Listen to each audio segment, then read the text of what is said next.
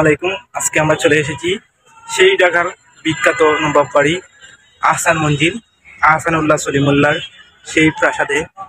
তো এটা আজকে ঘুরে ঘুরে আপনাদেরকে দেখাবো, সবাই সাথে থাকবেন। তো আহসান মঞ্জিল এখন জাদুঘর হিসাবে পরিচালিত হর, আর ইনো প্রবেশ মূল্য হিসাবে 40 টাকা করে রাখা হর। এখন প্রাপ্তবয়স্করা, শিশুদের জন্য মনে হয় 20 টাকা করে, এটা খেয়াল করছি না।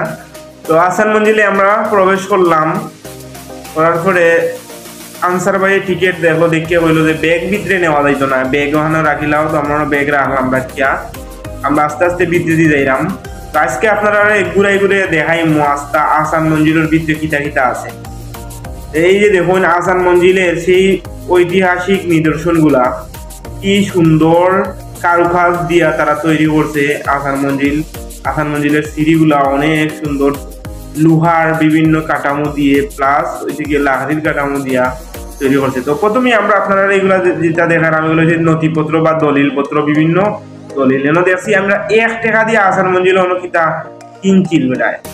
তো এরপরে দেখুন আহসান মঞ্জিলের যে জমিদার হল যারা আসলা, আহসান মঞ্জিলের প্লাস সারা ঢাকা শহরের যে বড় বড় গণ্যমান্য ব্যক্তিগণ, জমিদার পরিবারের বিভিন্ন কর্মকর্তা কর্মচারী প্লাস সদস্যগণ, সবর ছবি তারা সংরক্ষণ করিয়া রাখছে।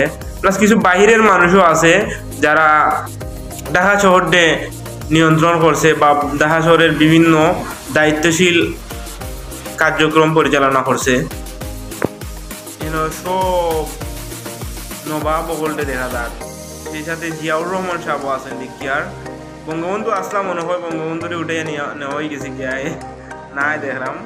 তো আরো বহুত বড় বড় নবাব বগল আছেন, ওই যে নবাব নামটা ক্লিয়ার করতে পারলাম না। তো খাজা সলিমুল্লাহ, আর নবাব শেষ নবাব বংশের সবচেয়ে শেষ নবাব যে নবাব সলিমুল্লাহ, তিনি ঢাকা বিশ্ববিদ্যালয়ের জায়গা জমি ডোনেশন করছিলাম। প্লাস অনেক আছে ওনার।